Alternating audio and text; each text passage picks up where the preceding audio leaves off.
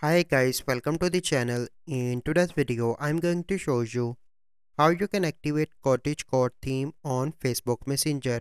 So the first step you simply need to do is to open Play Store and search for the Messenger. Click on that.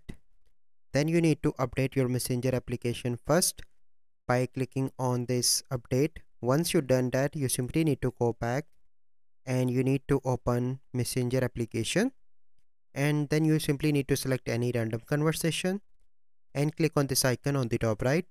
From here you need to click on theme and you need to scroll down again, and you need to find Cottagecore theme. So let me find. So here you can see that you simply need to select that and click on this select here. So now you can see that Cottagecore theme is activated. So this is the process. I hope you find this video helpful. If you find this video helpful, must like this video, subscribe to our YouTube channel for future videos. We'll see you in the next video.